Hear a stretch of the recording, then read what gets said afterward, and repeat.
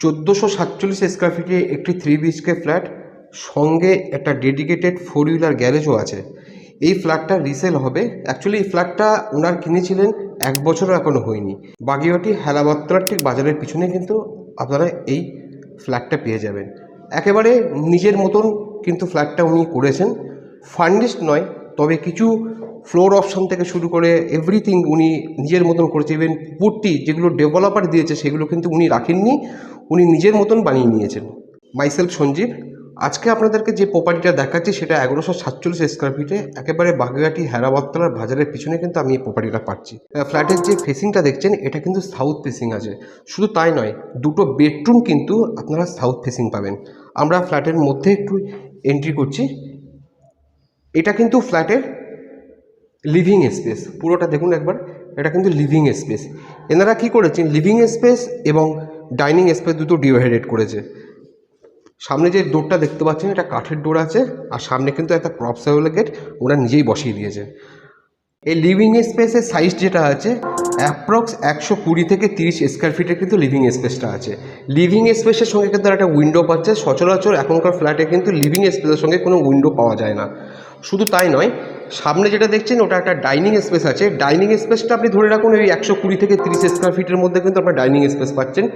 Dining স্পেসের সঙ্গে কিন্তু একটা উইন্ডো আপনারা পেয়ে যাচ্ছেন। এই উইন্ডো যে দুটো আছে সব নর্থের দিকে আছে। ডাইনিং স্পেসের সঙ্গে যেটা আছে সেটাও নর্থের দিকে, আর লিভিং স্পেসের সঙ্গে যেটা আছে সেটা নর্থের দিকে উইন্ডোটা আছে। ওভারঅল ফ্ল্যাটটা কিন্তু নিজের থাকার জন্য মতন করেছিলেন। যাই হোক, সামনে ওটা কিচেন স্পেস আছে। কিচেন স্পেসটা কিন্তু ওপরে যে গ্রানাইট দিয়ে কিন্তু উনি বাঁধিয়েছেন। নিচে যেগুলো আছে সেগুলো কিন্তু ব্ল্যাক স্টোন আছে। আমরা প্রথমে আসবো ফার্স্ট বেডরুমে। এটা হচ্ছে ফার্স্ট বেডরুম, আমরা এটাকে মাস্টার বেডরুম বলে ধরতে পারি। এই মাস্টার বেডরুমের যে সাইজটা আছে সেটা কিন্তু 120 থেকে 30 স্কোয়ার ফিটের মধ্যে আছে। ফ্লোর অপশান যেটা আছে সেটা দেখুন, একেবারে কিন্তু ফ্লোর অপশানটা উনি নিজের মতন করে মার্বেল বসিয়েছেন। ফ্লোর অপশানটা মার্বেল আছে। আর এই যে উইন্ডোটা দেখছেন, এই উইন্ডোটা কিন্তু সাউথের দিকেই খোলা আছে। এরপরে আমরা দেখে নেব অ্যাটাচটা। এটা হচ্ছে অ্যাটাচ ওয়াশরুম। এটা কিন্তু অ্যাটাচ ওয়াশরুম। দেখুন সমস্ত ফিটিংসগুলো কিন্তু ওনারা নিজের মতন বসিয়ে নিয়েছেন নিজেদের থাকার জন্য। কিন্তু কলকাতাতে যাতায়াতের অসুবিধার জন্য উনি ফ্ল্যাটটা সেল করে দিচ্ছেন। ওপরে কিন্তু একটা বাংকার আছে। এটা গেল মাস্টার বেডরুম। এরপরে আমরা আসব যে কমন ওয়াশরুম যেটা আছে সেই কমন ওয়াশরুমটাতে দেখব। কমন ওয়াশরুমের সামনে কিন্তু একটা বেসিন স্পেস ওনারা বসিয়েছেন। এটা হচ্ছে বেসিন স্পেস, আর এটা হলো কমন ওয়াশরুম। কমন ওয়াশরুমটাও স্পেসিয়াস আছে। এনারা দুটো কিন্তু ওয়াশরুম হিসাবে ব্যবহার করছেন। আর এখানে একটা সেকেন্ড বেডরুম আছে। সেকেন্ড বেডরুমটা খোলা আছে ওয়েস্ট এবং নর্থের দিকে। এটা নর্থ পাচ্ছেন, এটা কিন্তু ওয়েস্ট পাচ্ছেন। সেকেন্ড বেডরুমের ওপরে কিন্তু আর একটা বাংকার করা আছে। এরপর আমরা দেখে নেব আর একটা বেডরুম, মানে তার থার্ড বেডরুম। এই থার্ড বেডরুমের সঙ্গে কিন্তু আমরা একটা ব্যালকনি পেয়ে যাব।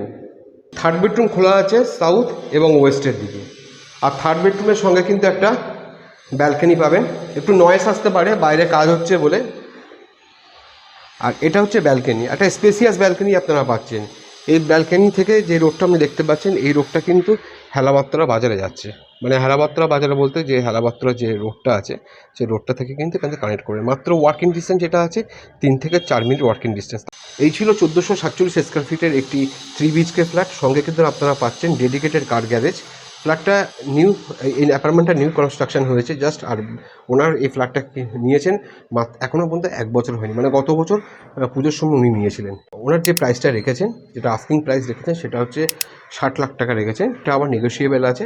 আপনারা যদি ইন্টারেস্টেড থাকেন বা আমার সঙ্গে যোগাযোগ করতে চান বা আরও কিছু ইনফরমেশন আপনাদের দরকার হয়, তাহলে স্ক্রিনে আমার নম্বর আছে, আমার সঙ্গে কিন্তু যোগাযোগ করতে পারেন। ভিডিওটা তাহলে আমি এখানে শেষ করছি। দেখা হচ্ছে অন্যদিন একটা সুন্দর প্রপার্টি ভিডিও নিয়ে। ভালো থাকবেন।